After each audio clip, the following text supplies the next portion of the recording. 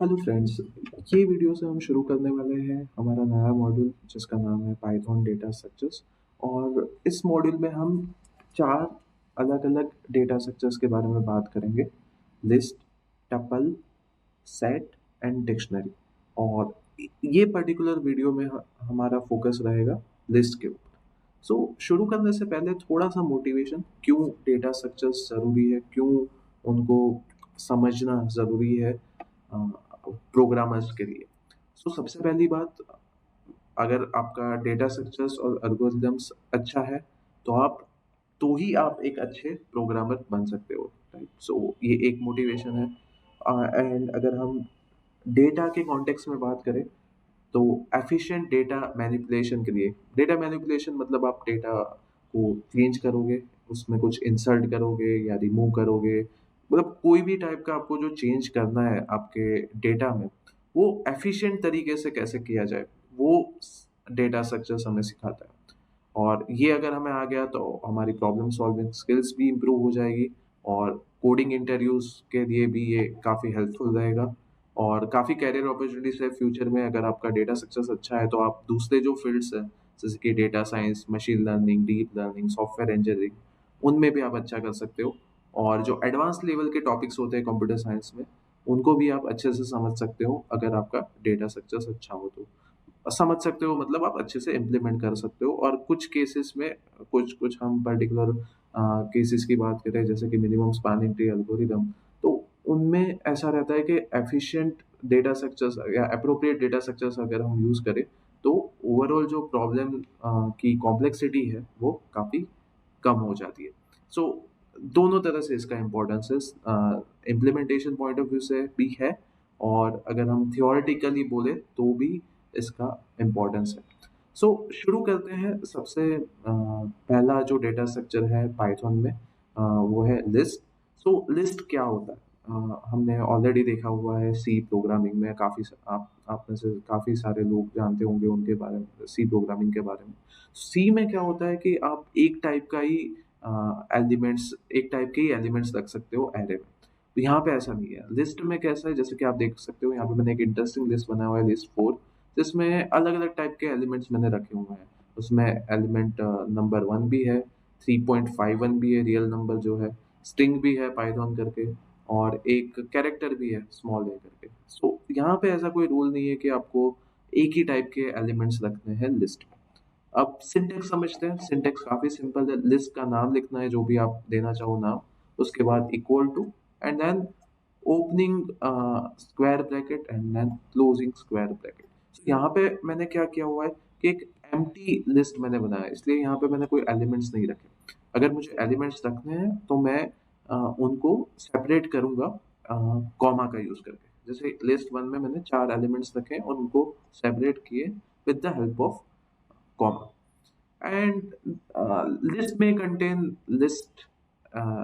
So that means, as you can see in third example, list के अंदर हमने list को रखे हुए हैं, राइट? जैसे कि यहाँ पे list 3 है, उसके अंदर एक और list है 1 2, और एक और list है 3 4 5।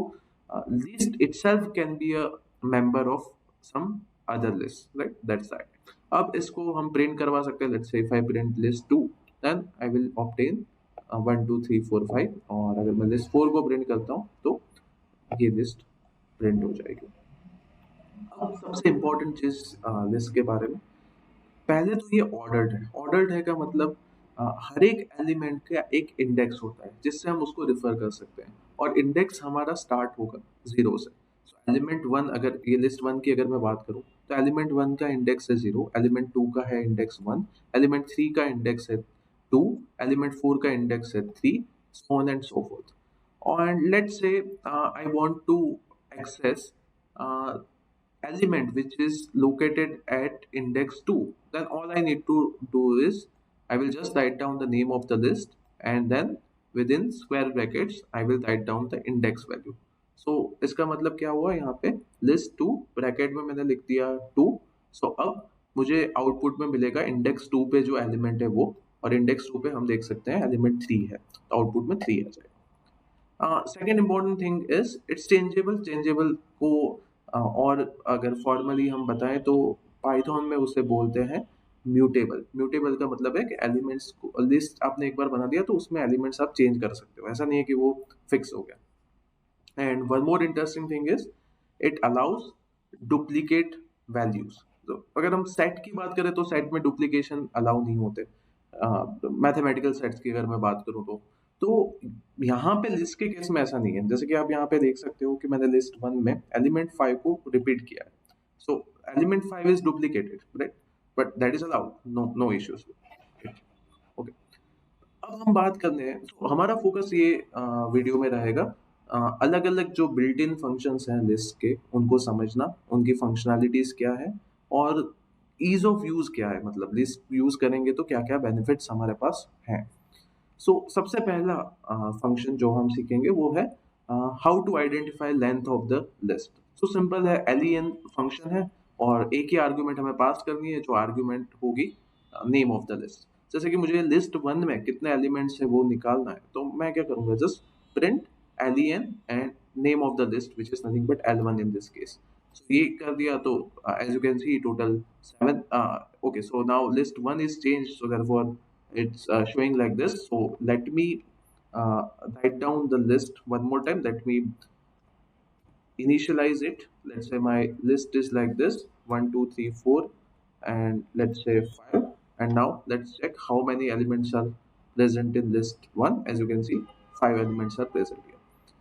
Now next important function is append. So append means we are going to append a particular element towards the end of the list. So ये हमेशा जो भी element हम देंगे वो list के end में add हो जाएगा, और हमें आर्गुमेंट में वो नंबर या वो एलिमेंट प्रोवाइड करना चाहेगा, प्रोवाइड करना पड़ेगा जिसको हम अपेंड करना चाहते हैं। जैसे कि यहाँ पे मैं अपेंड करना चाह रहा हूँ 7 को। सो आप देख सकते हो अब लिस्ट चेंज हो गया, 1 2 3 4 5, and now as you can see here 7 is appended. So ये बस अपेंड में बस यही ध्यान रखना है कि आपको एलिमेंट प्रोवाइड करना पड़ेगा, और वो जो एलिमेंट आप प्रोवाइड करोगे वो लिस्ट के एंड में ऐड हो जाएगा। अब हम बात करेंगे, हो गया इंसर्शन। अब डिलीशन की बात करते हैं, तो डिलीशन में हमारे पास तीन ऑप्शन है। तो first option is normal remove, second option is pop, and third option is delete keyword. तीनों में क्या डिफरेंस है वो समझते हैं। रिमूव में हमें बताना पड़ेगा कि कौन सा एलिमेंट आप रिमूव करना चाह रहे हो, राइट। सो एक पैरामीटर हम पास करेंगे, this is nothing but name of the object, right, जिसको हम रिमूव करना चाह रहे हैं। In the case of pop, if we don't provide any parameter, then by default it will remove the last element. और otherwise हम index value भी specify कर सकते हैं in the case of pop. And delete में भी हमें index value provide करनी होगी। हम देखते हैं इन तीनों का एग्जांपल तो ज़्यादा समझ में आएगा। So now what I am going to do in list 1, I don't have element 6 now. So let's say I want to remove element 7, and then let's see the revised list. So as you can see, now 7 is deleted, and you can see 1 2 3 4 5. This is the new list. Now let's talk about pop. Let's say my list is this 1 2 3 4 6 7, and if I pop, then by default pop will remove the last element. And now I am printing the revised list. So as you can see, 7 is removed. But in pop, I can also provide index value. If I don't provide any argument, then by default it is going to remove the last element. But if I give one argument, let's say I am saying index value 2, remove index value 2 element, right? So जो भी element index location 2 पे होगा वो remove हो जाएगा, right? So now this is my revised list, and if I remove index location 2, then basically 3 will be removed, and the revised list will look like this: 1 2 4, and okay. So let me change this, then it will make more sense because now I have modified the list. So let me say my list 1 is 1 2 3 4 5, and now I am, let's say I am removing, let's say, element second from this list, and then we are going to print the revised list, right? So as you can see, now element 3 is removed because it's located at index value 2. Now delete is also similar, but the syntax is slightly different.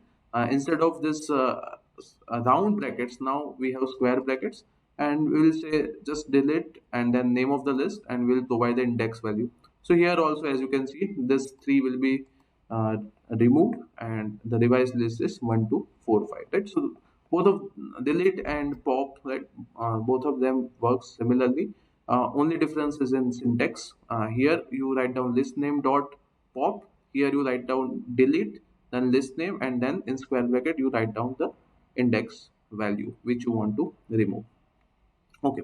Now next interesting method is sort. So we are going to see two different versions of this, and आपकी requirement के according आप use कर सकते हो. एक तो ये होगा कि आप जो लिस्ट है उसमें ही चेंज करना चाह रहे हो और उसको सॉर्ट करना चाह रहे हो. That will be the first case. And the second case is, let's say I don't want to modify the original list. मैं एक नया लिस्ट बनाऊंगा जो सॉर्टेड होगा. सो समझते हैं कैसे ये वर्क करता है. और सबसे पहला नंबर्स, एक मैंने लिस्ट ले लिया जिसमें एक परम्यूटेशन ले लिया, numbers from 1 to 6, and of course this elements are not sorted. अब इसको प्रिंट करा दिया, सो वो सेम लिस्ट आ जाएगा, ओरिजिनल लिस्ट जो हमारा है वो. अब सिंपली मैं कॉल करूंगा सॉर्ट मेथड को. तो क्या करना है, जो भी हमने नाम दिया हुआ है हमारे लिस्ट का, डॉट सॉर्ट, इसको कॉल कर दिया, एंड जो मॉडिफाइड लिस्ट मिला उसको हम प्रिंट करते हैं. तो मॉडिफाइड लिस्ट जो होगा वो नंबर्स में स्टोर होगा. सो अब नंबर्स को अगर हम प्रिंट करवाएंगे तो आप देख सकते हो कि अब सॉर्टेड एलिमेंट्स मिल रहे हैं, right, from 1 to 6. Now there is one more method, जिस मतलब मेथड तो वही है सॉर्ट, बट एक हम आर्ग्यूमेंट दे सकते हैं जिसमें जो आर्ग्यूमेंट का नाम है रिवर्स. अगर हमने बोल दिया reverse is equal to true, तो हमें एलिमेंट्स मिलेंगे रिवर्स सॉर्टेड ऑर्डर में. और ये जरूरी नहीं है सिर्फ आप नंबर्स पे अप्लाई करो, ये अल्फाबेट्स होंगे आपके तो भी उनको भी सॉर्ट कर देगा. सो अब इसको समझते हैं ये क्या करता है. अगेन मेरा ओरिजिनल जो नंबर्स है, अब नंबर्स में यहाँ पे अगर मैं पहले प्रिंट नंबर्स पहले करूँ तो सबसे पहले क्या प्रिंट होगा, जो मेरे जो लिस्ट नंबर्स हैं उसमें जो एलिमेंट्स होंगे वो प्रिंट हो जाएंगे. और अभी मेरा नंबर्स का जो लिस्ट है वो ऑलरेडी सॉर्टेड है. तो पहली बार इसको मैं प्रिंट कराऊंगा तो मेरे नंबर्स आपको ओके. सो यहाँ पे ये फिर से इनिशियलाइज हो गया है, उस वजह से दिक्कत आ रही है. ओके, और maybe I need to execute this first, and then if I execute this, then as you can see, right, सबसे पहले आपको एलिमेंट सॉर्टेड मिलते हैं. अब हम वापस से सॉर्ट फंक्शन को कॉल कर रहे हैं, बट इस बार हमने लिख दिया reverse is equal to true. तो अब क्या हो जाएगा, जो भी एलिमेंट्स होंगे वो सॉर्ट होंगे बट रिवर्स सॉर्ट होंगे, मतलब वो डिक्रीजिंग ऑर्डर में सॉर्ट होंगे. So as you can see, जो मैक्सिमम एलिमेंट होगा वो सबसे पहले आएगा और मिनिमम एलिमेंट होगा वो सबसे बाद में आएगा. इसको और अच्छे से समझने के लिए बेटर है मैं एक नया लिस्ट ही ले लूँ. Let's say my list is n1, और n1 में मैंने कुछ एलिमेंट्स ले लिए. Okay, so let's say n1 contains elements like this 4, 1, then let's say 6, and then let's say 3. अब इसको मैं सॉर्ट करूंगा एंड मैंने रिवर्स आर्गुमेंट को ट्रू रखा हुआ है. तो ओके सॉरी, सो अगेन मुझे यहाँ पे n1 को सॉर्ट करना है, तो मैं n1 डॉट सॉर्ट करूंगा और मैं प्रिंट भी करवाऊंगा n1 को. ठीक है, सो अब देखते हैं. सो आप देख सकते हो, अब अगर सॉर्ट करता तो आंसर आता 1 3 4 6, बट रिवर्स सॉर्टेड है तो सबसे मैक्सिमम नंबर सबसे पहले आ गया 6, देन 4, देन 3, एंड देन 1. एक सिंपल और एक फंक्शन है जिसको हम बोलते हैं रिवर्स. रिवर्स फंक्शन सॉर्ट नहीं करता, वो जो भी लिस्ट होगा उसको बस रिवर्स ऑर्डर में स्टोर कर देगा. सो जैसे कि यहाँ पे 1 4 3 2 है, तो अब उसको मैंने रिवर्स को कॉल कर दिया, तो अब मेरा लिस्ट बन गया 2 3 4 1, राइट. सो ये याद रखना कि ये सॉर्ट नहीं करता है, जो भी लिस्ट होगा जो भी ऑर्डर में होगा बस उसका ऑर्डर रिवर्स कर देगा. सो ये पहली मेथड थी. जब हमने क्या किया कि जो भी चेंजेस अगर आप यहाँ पे ऑब्जर्व करो, जैसे यहाँ पे चेंज हुए n1 में ही हुआ, यहाँ पे भी चेंज हुआ वो नंबर्स में ही हुआ, और ये हमने जो चेंज किया वो n में ही हुआ. दैट मींस जो एग्जिस्टिंग लिस्ट है उसमें ही हमने सारे चेंजेस किए. बट अब हम देखेंगे कि कैसे हम जो एग्जिस्टिंग लिस्ट है उसमें चेंजेस ना करते हुए जो हमारा आंसर आ रहा है वो हम किसी दूसरे लिस्ट में स्टोर करवाएं. जैसे कि यहाँ पे नंबर्स अगेन वही है, एक परम्यूटेशन है. अब मैंने एक नया लिस्ट ले लिया सॉर्टेड अंडरस्कोर नंबर्स, और इसमें मैं क्या कर रहा हूँ, ये जो नंबर्स हैं उनको पहले सॉर्ट कर रहा हूँ और फिर सेव करवा दूँ। तो अब क्या हो जाएगा कि दो नए लिस्ट मुझे मिल जाएंगे। पहला लिस्ट तो एज इट इज रहेगा, नंबर्स तो एज इट इज ही रहेंगे, और जो सॉर्टेड नंबर्स है उसमें हमारे नंबर्स सॉर्टेड ऑर्डर में हमें मिलेंगे। तो इसको अगर हम एक बार रन करें तो आप देख सकते हो कि ये सॉर्टेड लिस्ट है आपका, जो नया बनाया हमने वो, और ओरिजिनल लिस्ट है वो एज इट इज था। तो ये मेथड तब आपको काम आएगी, सॉर्टेड मेथड, जब आपको original list as it is रखना है और एक नया लिस्ट बना के उसमें एलिमेंट्स को सॉर्ट करना है। अब एक और फंक्शन की, बेसिकली फंक्शन नहीं, एक ऑपरेटर की बात करते हैं जिसको हम बोलेंगे प्लस ऑपरेटर। ये सिंपली क्या करेगा, दो लिस्ट है, अगर मैं list one plus list two लिख रहा हूँ तो लिस्ट टू अपेंड हो जाएगा लिस्ट वन के बाद। So as you can see, list one contains 3 elements, list two contains 3 elements, then this 3 will contain 6 elements, and this 3 elements will be appended after first 3 elements. Now, one more interesting function is count.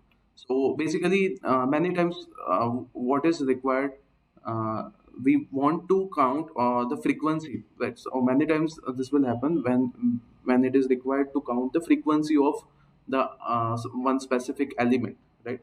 So if we don't have this kind of function, then we need to write down, we need to use loops. But यहाँ पे क्या benefit है कि आप directly count function का use करके underlying element की frequency निकाल सकते हो। एंड हमने पहले ऑलरेडी देखा हुआ है कि लिस्ट के केस में, as you can see, duplicate elements are allowed.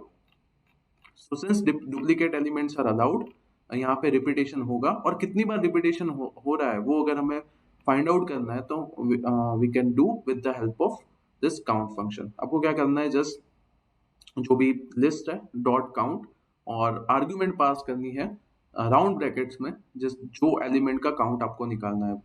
तो यहाँ पे आप देख सकते हो 1 is appearing 3 times, so output में आ गया n dot count 1 is nothing but 3, and 6 is appearing 2 times, सो उसके कॉरेस्पॉन्डिंग काउंट आ गया 2। Now next important operator is nothing but colon operator, और इसका यूज हम करेंगे स्लाइसिंग के लिए। सो स्लाइसिंग इज नथिंग बट जो भी लिस्ट है उसका हम एक काइंड ऑफ सब लिस्ट बना रहे हैं, और सब लिस्ट में जरूरी नहीं है कि एलिमेंट्स कंसेक्यूटिव हो। सो यहाँ पे तीन चीजें हमें समझनी है। पहला तो है हमारा इनिशियल। हम क्या करेंगे, इसकी सिंटेक्स क्या है, लिस्ट का नाम लिख दो, स्क्वायर ब्रैकेट लिखो, स्क्वायर ब्रैकेट के अंदर तीन हमारे पास अलग अलग वैल्यूज होंगी दो कॉलन के बीच में। और पहली वैल्यू है इनिशियल, इनिशियल मतलब कहाँ से आपका लिस्ट स्टार्ट होगा। फिर है एंड, एंड जो भी हमने इंडेक्स वैल्यू लिखी होगी एंड की, इनिशियल एंड ये दोनों इंडेक्स वैल्यू को रेफर करता है। सो कहाँ से हमारा लिस्ट स्टार्ट होगा, एंड की जो वैल्यू लिखी होगी -1, वहां पे हमारा लिस्ट खत्म हो जाएगा। और इंडेक्स जंप मतलब कितना आप जंप करवा रहे हो इन बिटवीन, राइट। इसको एक एग्जांपल देते हैं तो ज्यादा अच्छे से समझ में आएगा। जैसे यहाँ पे लिया हुआ है एलिमेंट्स फ्रॉम 1 to 10, और पहली बार हम इस ऑपरेटर में कुछ नहीं लिखते, जैसे हम नॉर्मली इसको प्रिंट करवाते हैं, प्रिंट एन, और फिर ब्रैकेट में, स्क्वायर ब्रैकेट में जस्ट एक बार कॉलन लिख दिया, या दो बार भी कॉलन लिख सकते हो आप, दोनों केस में आंसर सेम ही आएगा। तो उसमें ओरिजिनल लिस्ट ही प्रिंट हो रहा है और कुछ नहीं हो रहा है। But the interesting case is second one. Here we are specifying starting index is 1 and ending index is 6. So इसका मतलब क्या है, इंडेक्स 1 से इंडेक्स 5 तक के एलिमेंट्स प्रिंट हो गए। So index 1 contains 2, index 2 contains 3, index 3 contains 4, index 4 contains 5, and index 5 contains 6. So elements from 2 to 6 are printed over here. Now let's move further. Now we'll focus on the third parameter which is nothing but jump. अभी तक हमने jump की बात नहीं की है, ये consecutive elements print हो रहे हैं दोनों केसेस में। But let's say I specify jump of 3। Jump जो भी हमने जंप की वैल्यू स्पेसिफाई की होगी -1, उतने एलिमेंट्स बीच में स्किप हो गए। So you can remember like this. So पहले मैं प्रिंट करवा रहा हूँ 1 to 10, और अब मैं जंप किया 3। So jump 3 means first element is printed, next two elements will be skipped. So 2 and 3 won't be printed, 4 is printed. Then next two elements are skipped. So 5 and 6 are not printed, 7 is printed. Then next two elements are skipped, 8 and 9 are not printed, and finally 10 is printed. Now here I'm along with jump of 2, I'm also specifying the starting index. So starting index is 3. So starting index is 3, that means element 4. So I will start my printing from 4. And jump is 2, so jump actually jump -1, right, those many elements will be skipped. So I will start from 4, 5 is skipped, 6 is printed, then 7 will be skipped, 8 is printed, and then 9 is skipped, and finally 10 is printed, right. So this is the idea of slicing. And you can also use negative index here. So if you specify that -1, then it will defer to the last location of the list. Okay. Now, one more thing regarding list, how to create list with the help of, let's say, for loop. So मुझे एक ऐसा list बनाना है जिसमें मुझे store करना है 0 to 9 elements के cubes. सो मैं क्या कर सकता हूँ, एक मैंने लिस्ट बना दिया ऐसे करके, cubes is equal to i⁻³ for i in range 10. सो रेंज 10 लूंगा तो 0 to 9 एलिमेंट्स आ जाएंगे, और फिर मैंने प्रिंट क्यूब्स कर दिया, तो बेसिकली एक लिस्ट जनरेट हो गया जिसमें क्यूब स्टोर हुए हैं from 0 to 9 elements. Okay, so thank you. In the next lecture, we will talk about tuples.